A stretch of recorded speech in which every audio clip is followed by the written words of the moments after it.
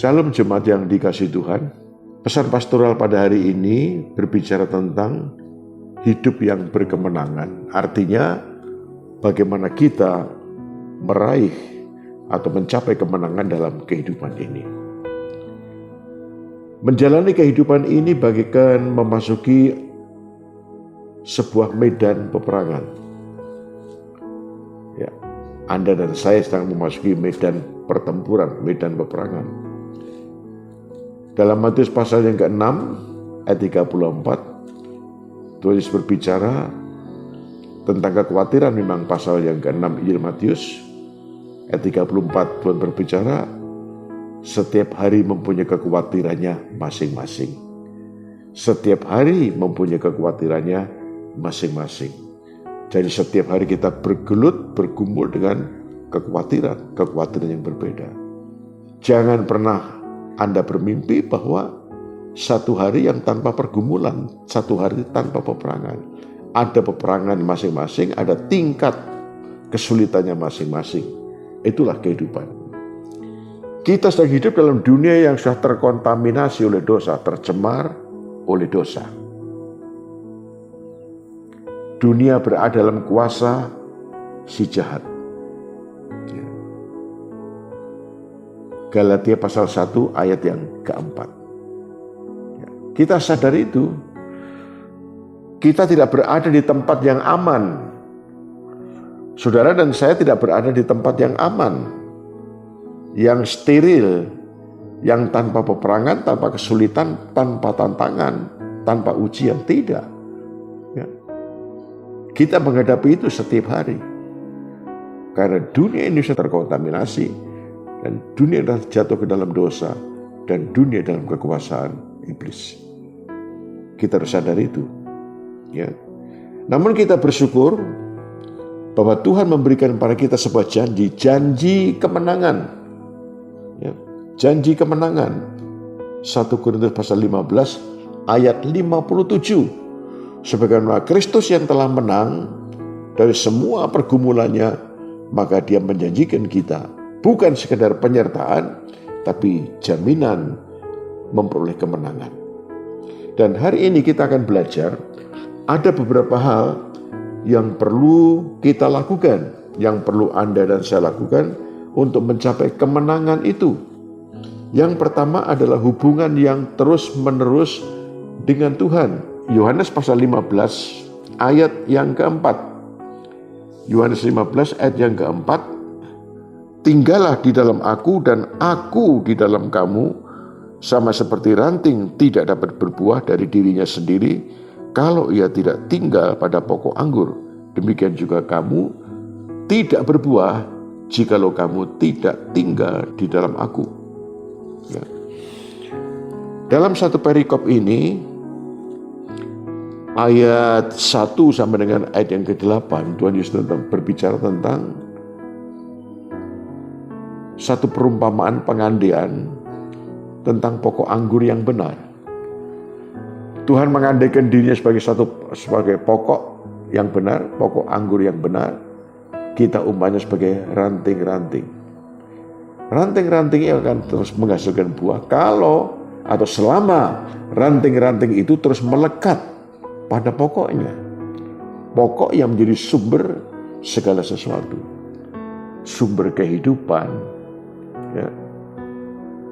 Sumber inspirasi, ya. Sumber sukses, sumber segala sesuatu. Ya. Kalau ranting berdiri sendiri artinya lepas dari pokoknya, dijamin bahwa pasti ranting tidak akan menghasilkan buah. Nah, perumpamaan ini menggambarkan hubungan antara Tuhan dan jemaat, Tuhan dan kita, Tuhan dan Anda. Tuhan sebagai pokok segala sesuatunya, sumber segala sesuatu, dan kita adalah ranting-rantingnya. Dalam satu perikop ini ada kata tetap atau tinggal tetap, ya, beberapa kali diulang di situ. Nah, pesannya ada di sana. Ya, pesan Tuhan ada di situ. Nah, pesan Tuhan hari ini kepada kita adalah bahwa kita harus terus-menerus Artinya tanpa sesaat pun kita terputus dari pokoknya. Tuhan yang adalah merupakan sumber segala sesuatu. Sebagaimana ranting tidak akan pernah menghasilkan buah selama ranting tidak melekat, tidak menempel pada pokoknya. Sama dengan kita. Tuhan berbicara bahwa kita tidak satu pun kita bisa menghasilkan buah kalau kita tidak tinggal tetap di dalam Dia. Jadi hubungan kita dengan Tuhan itu harus menjadi prioritas pertama dalam hidup kita. Dalam kehidupan ini ada begitu banyak prioritas. Olahraga prioritas, hobi prioritas, pekerjaan atau pekerja prioritas, rekreasi, banyak hal yang menjadi prioritas hidup kita. Tapi kita harus menjadi orang yang bijaksana, menempatkan di antara begitu banyak prioritas ini, mana yang menjadi skala prioritas pertama dalam hidup kita. Ya. Artinya bahwa tidak ada satupun yang dapat menggeser dari prioritas pertama kita, prioritas utama kita. Itulah hubungan kita dengan Tuhan. Tidak boleh diganti, tidak boleh digeser dengan yang lain, dengan pekerjaan misalnya, dengan aktivitas rohani, pelayanan barangkali, tidak boleh. Ya. Itu merupakan nomor 2, 3, 4 dan seterusnya. Ya. Jadi kita harus mengambil keputusan bahwa kita harus mengambil keputusan, kita harus menempatkan hubungan kita dengan Tuhan sebagai prioritas nomor 1 dalam kehidupan ini. Ya. Kita sadar bahwa Tuhanlah menjadi sumber yang segala yang kita perlu. Sebagaimana saya katakan, sumber kekuatan, sumber inspirasi, sumber kehidupan, sumber sukacita kita, dan segala macam. Ya, jadi itu yang pertama. Contoh yang jelas adalah Tuhan Yesus sendiri.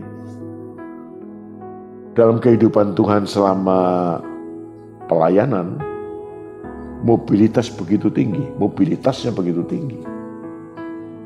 Bahkan Alkitab salah satu penulis Injil menuliskan bahwa hampir-hampir untuk istirahat tidak cukup waktu.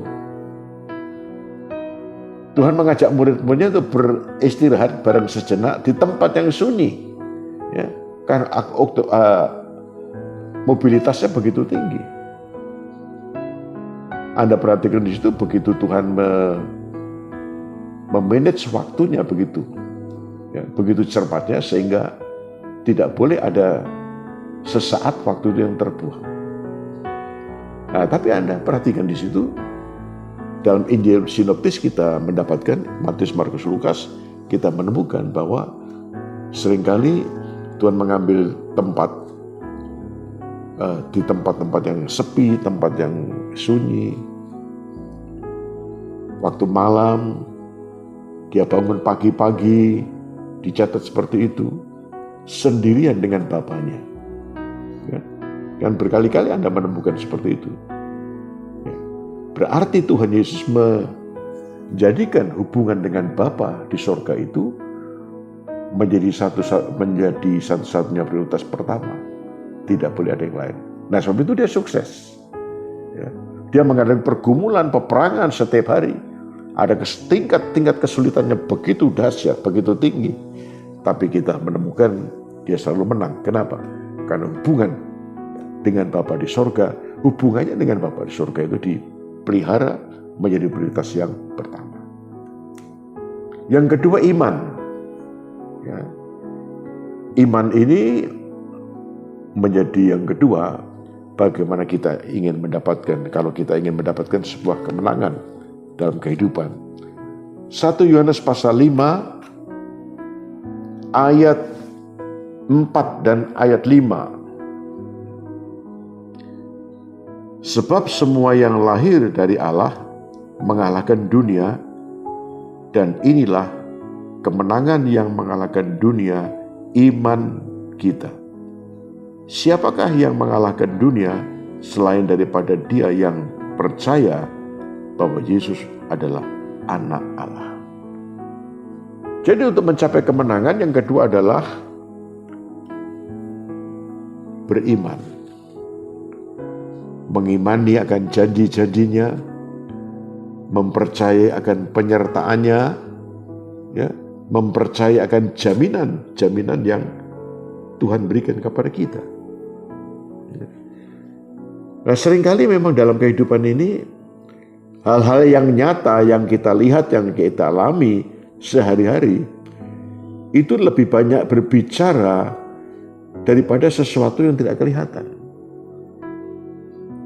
Jadi kehidupan manusia itu banyak kali dipengaruhi oleh sesuatu yang kelihatan, sesuatu yang dirasakan setiap hari, kesulitannya, tantangannya, ya kan?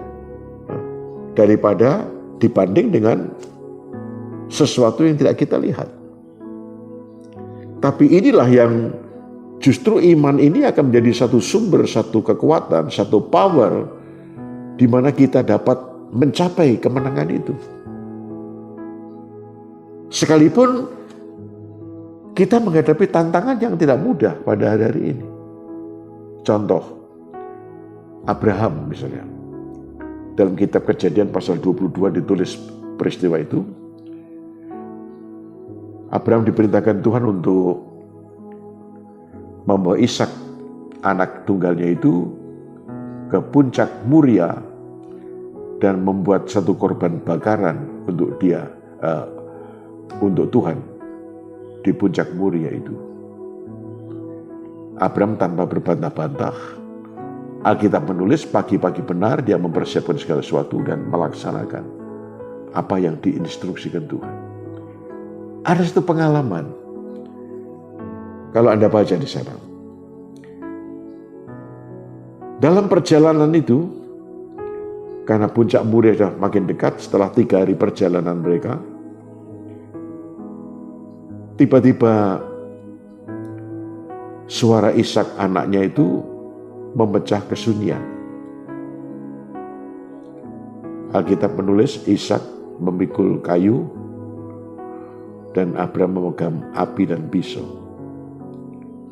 Tiba-tiba Ishak bertanya, "Bapak?" Abraham menjawab, "Apa anakku?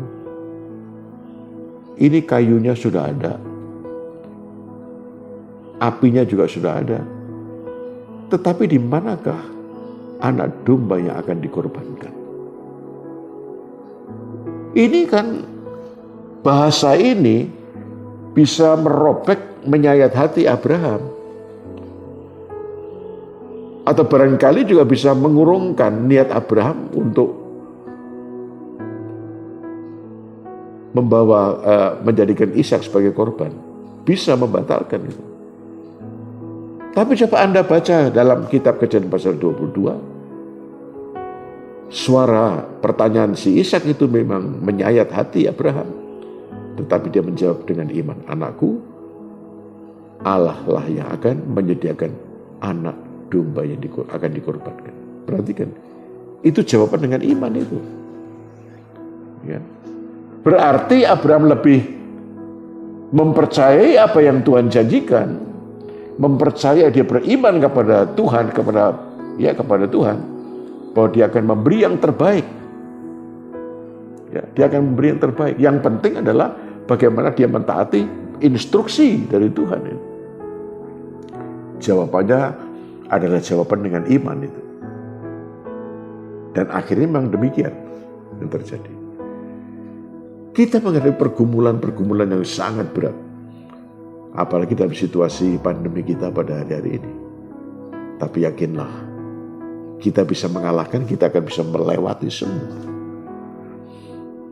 Mengalami kesulitan ekonomi, kesulitan dalam keluarga, kesulitan dalam pekerjaan, kesulitan dalam pelayanan, kesulitan di berbagai bidang kehidupan pada hari-hari ini. Tapi yakinlah janji Tuhan.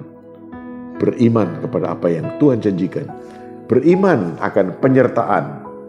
Beriman akan janji kekuatan yang akan Tuhan beri pada kita.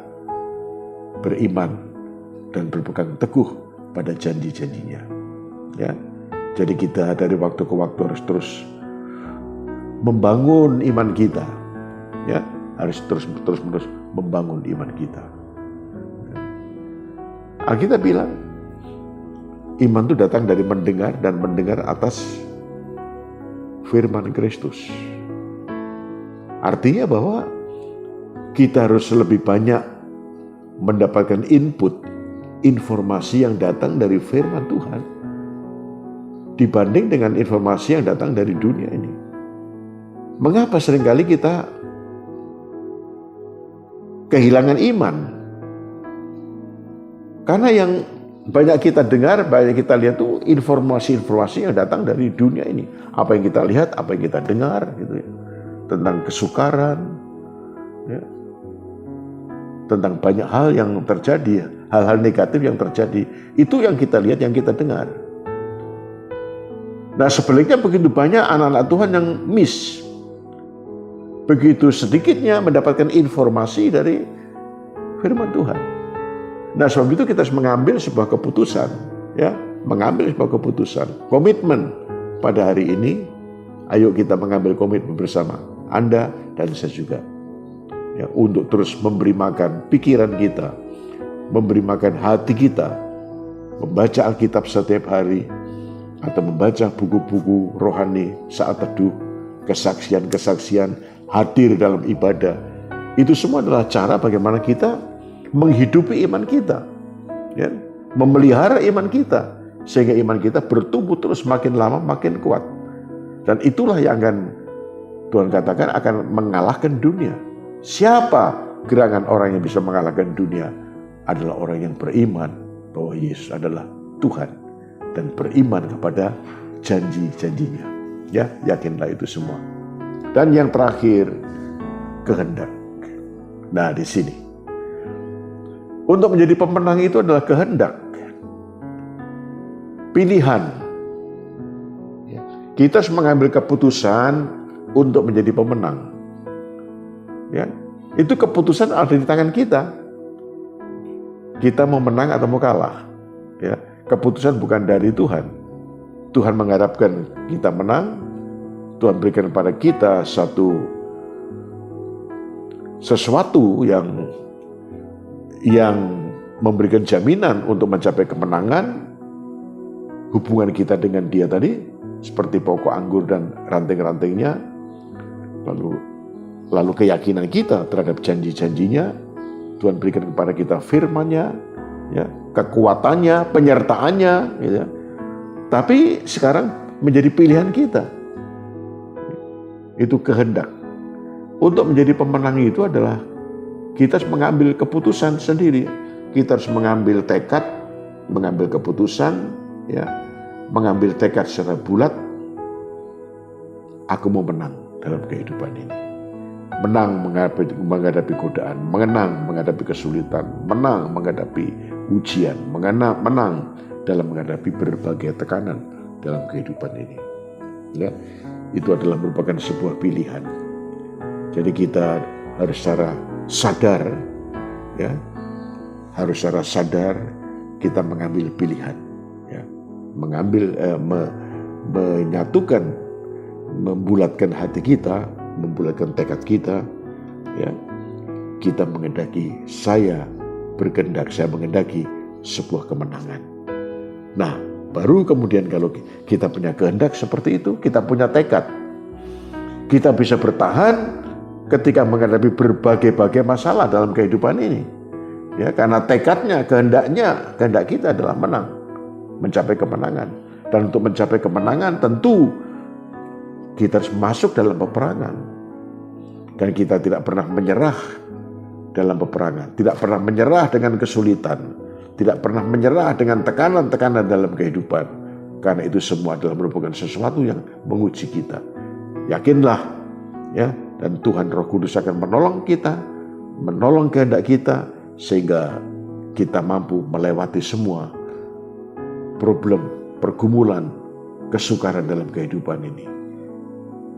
Mari kita berkata seperti Paulus, dalam segala sesuatu kita menjadi lebih dari pemenang. Ya, Tuhan menyertai kita, Tuhan pasti menolong dan memberkati kita. Ya. Saya berharap dan berdoa membackup seluruh umat Tuhan untuk keluar menjadi pemenang. Ya, jadi pesan pastoral hari ini seperti itu. Ya, pertama, menempatkan hubungan kita dengan Tuhan sebagai prioritas pertama. Ya, tidak ada hal-hal lain yang lebih penting daripada itu.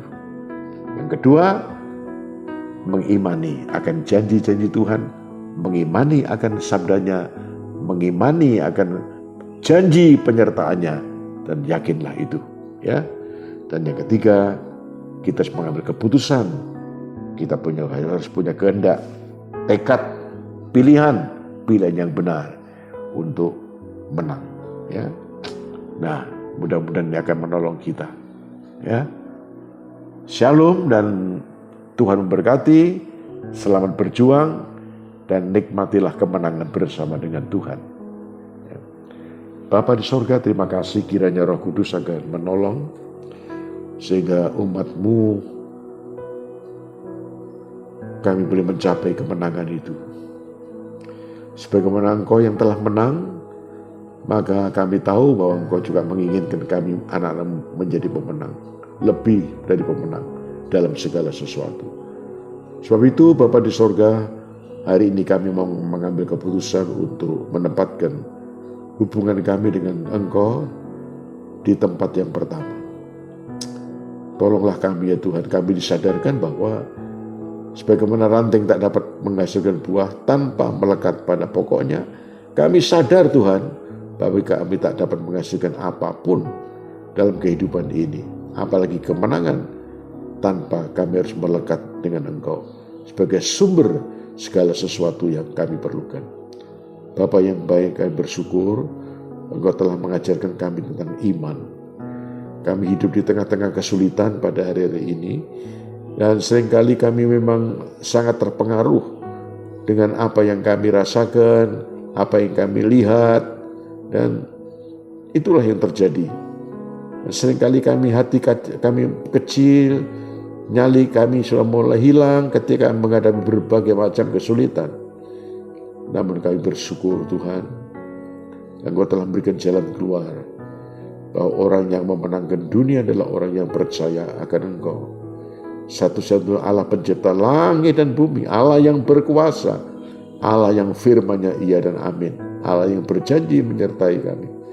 Tolonglah ya Tuhan, tolonglah iman kami, agar kami tetap beriman pada Tuhan, beriman pada janji-Mu lebih dari semua kenyataan-kenyataan yang kami lihat. Terima kasih Tuhan, tolonglah agar kami juga membulatkan tekad kami, keyakinan kami untuk memilih menjadi pemenang. Kami tidak memilih menjadi pecundang, tapi memilih jadi pemenang. Sebab itu Tuhan kuatkan hati kami, bulatkan tekad kami anak-anak-Mu Tuhan, supaya keputusan ini ada pada kami anak-anak-Mu. Dan sekalipun toh kami menghadapi banyak pergumulan dalam kehidupan ini, namun kami tidak akan pernah lupa tekad kehendak kami. Kami ingin mencapai sebuah kemenangan, dan kami yakin satu kali kemenangan akan Tuhan berikan pada kami. Oh Tuhan, setelah peperangan ini selesai, kami akan menerima kemenangan itu. Terima kasih, berkati seluruh jemaat, pertumbuhan rohani, usaha pekerjaan, kesehatan umat-Mu. Bagi yang sakit, kami tetap memohonkan anugerah Tuhan, karena bilur-bilur Tuhan Yesus, maka yang sakit dijamah disembuhkan Tuhan. Terima kasih Tuhan, dalam nama Tuhan Yesus, amin. Ya, selamat berjuang. Tuhan memberkati, Tuhan menyertai. Immanuel. Allah yang bela, siapa lawan Dia? Lebih dari pemenang dalam segala hal. Ku pasti dapat lakukan semua. Yesus yang beri kekuatan, oh terpujilah namanya.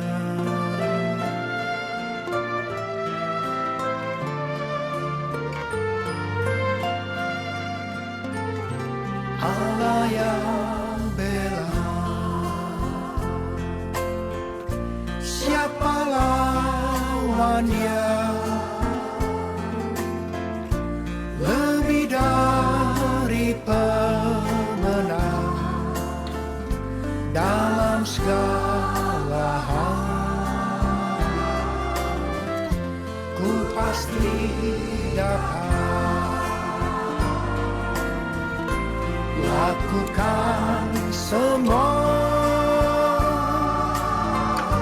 Yesus yang beri kekuatan, oh terpujilah namanya. Ku pasti dapat, aku pasti dapat lakukan, oh melakukan semua. Beri kekuatan, oh terpujilah namanya. Yesus yang beri kekuatan, oh terpujilah namanya.